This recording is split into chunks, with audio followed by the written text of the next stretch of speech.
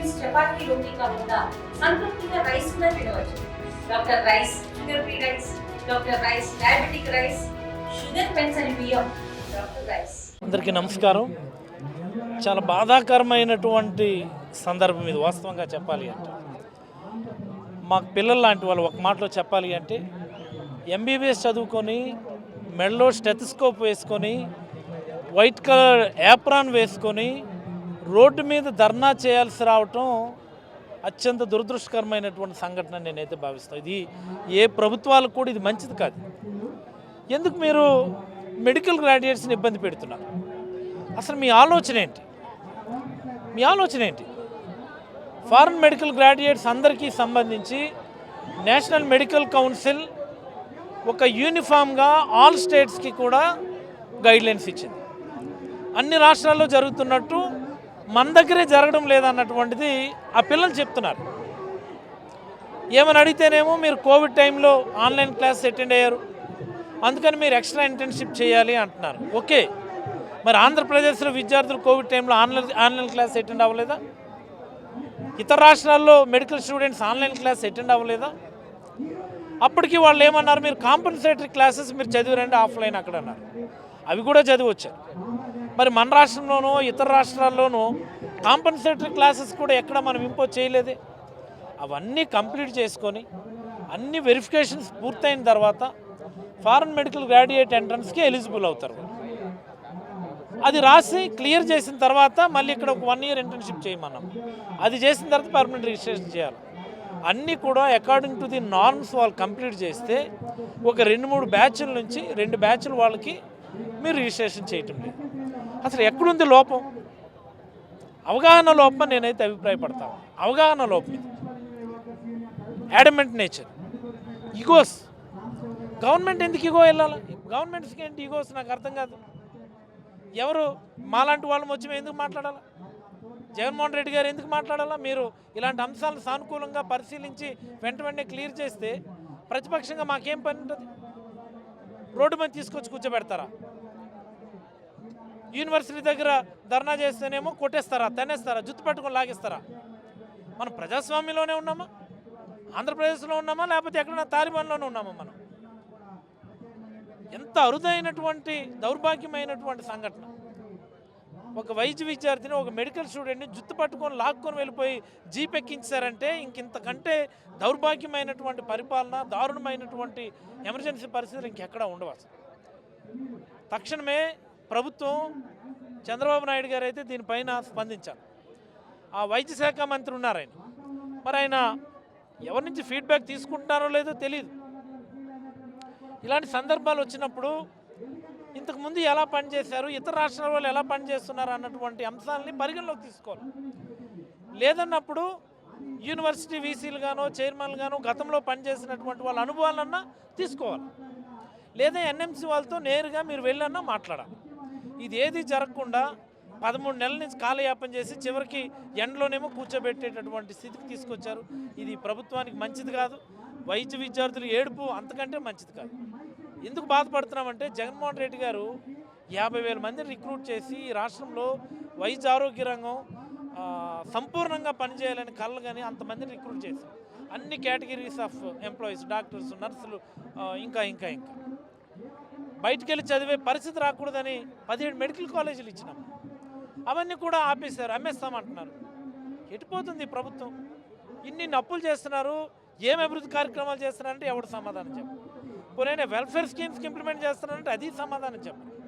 1,70,000 కోట్లు అప్పు తెచ్చి 6,000 కోట్లతో అయిపోయేటటువంటి మెడికల్ కాలేజీలు కట్టడానికి మీకు డబ్బులు లేవా? 80,000 కోట్లు, 1,00,000 కోట్లు పెట్టి కట్టుకోవడానికి, మీ బిల్డింగ్లు బొలేరోలు తిప్పుకోవడానికి మీకు డబ్బులు ఉన్నాయా? ఎటుపోతున్నాం మనం? ఆలోచించాలా. ఆరోగ్య శాఖ మంత్రి దీనిపైన ప్రత్యేకంగా దృష్టి పెట్టి ముఖ్యమంత్రి గారితో మీరు ప్రత్యేకంగా మీ టీం అందరూ వెళ్ళి మాట్లాడాలి. ఏదో మీరు పేపర్లోను టీవీల్లోనూ ఈ గొడవలు, ఈ ధర్నాలు ఇవి కాదు.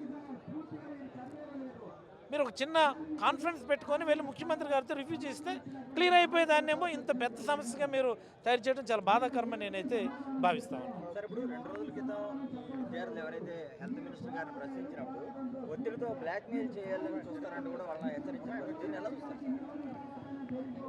వాళ్ళు వైద్య విద్యార్థులు చెప్తున్నటువంటి చాలా స్పష్టమైన మాట ఏంటంటే, మాకు 13 నెలల నుంచి మాకు తిప్పిస్తున్నారు.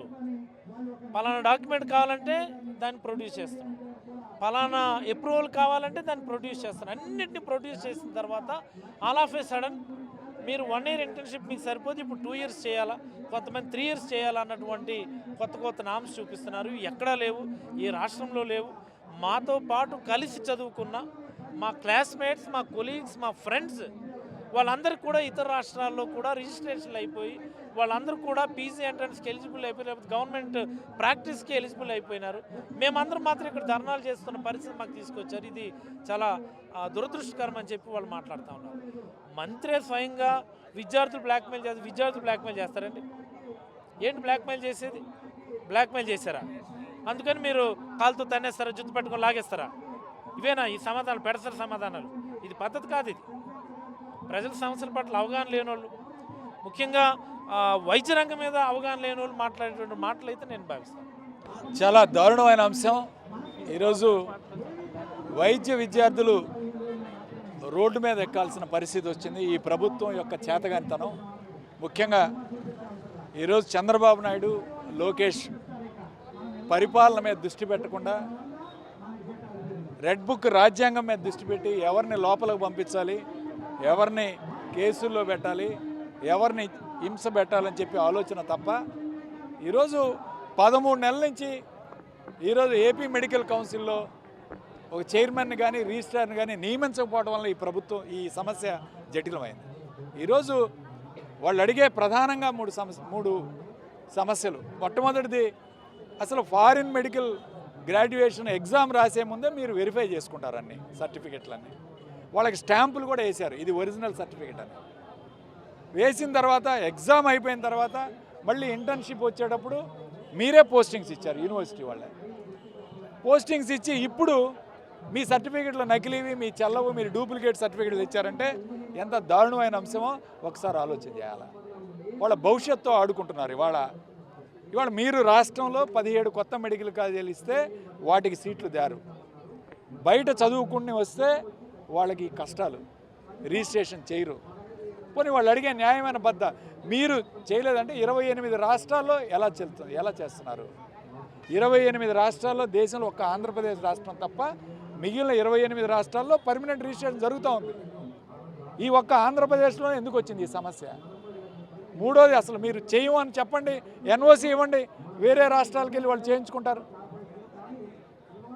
అదే కాకుండా వాళ్ళని రోడ్డు మీద ఈడ్చుకెళ్ళటం, 69 మంది మీద కేసులు పెట్టే కార్యక్రమం చేశారు. చాలా దారుణమైన అంశం. వాళ్ళు వైద్యం చేయడానికి కష్టపడి చదువుకొని వాళ్ళ తల్లిదండ్రుల ఆస్తులు అమ్మి వాళ్ళ పిల్లల్ని బ్యాంకు లోన్లు తీసుకొచ్చి కష్టపడి MBBS చదివిస్తే మీరు వాళ్ళని రోడ్డు మీద ఇచ్చే కార్యక్రమం చేస్తున్నారు. ఇది సరైన పద్ధతి కాదు చెప్తున్నాం. చంద్రబాబు నాయుడు గారు, లోకేష్ గారు ఇప్పటికైనా రెడ్ బుక్ రాజ్యాంగం వదిలేసి ఈ రాష్ట్రంలో డాక్టర్లను ఇలా రోడ్డు మీదకి వదిలేశారు. IPSలు స్వచ్ఛందంగా రాజీనామా చేస్తున్నారు, జడ్జెస్ మీద ట్రోలింగ్ చేస్తున్నారు. ఇక వైసీపీ నాయకుల్ని, కార్యకర్తలను అయితే లోపల పెడుతూ ఉన్నారు. ఈ విధంగా ఇవాళ ఇంత అన్యాయంగా ఈరోజు రాష్ట్రంలో రెడ్ బుక్ పరిపాలన జరుగుతూ ఉంది. చంద్రబాబు నాయుడు గారు, కనీసం మీరు ఇప్పటికైనా కళ్ళు తెరిచి ఈ యొక్క వైద్యుల యొక్క సమస్యను పరిష్కారం చేయాలని మేము డిమాండ్ చేస్తాం. తెలుగులో న్యూస్ కి ఫాస్టెస్ట్ యాప్ ఇప్పుడు టోటల్లీ న్యూ అవతార్లో. జస్ట్ 5 seconds లో కంప్లీట్ న్యూస్, సోషల్ మీడియాలో ట్రెండ్స్ కి one stop solution, live TV app, voice search option తో ఇప్పుడే డౌన్లోడ్ చేయండి లేదా అప్డేట్ అయిపోండి. యాప్ లింక్ డిస్క్రిప్షన్ లో ఉంది.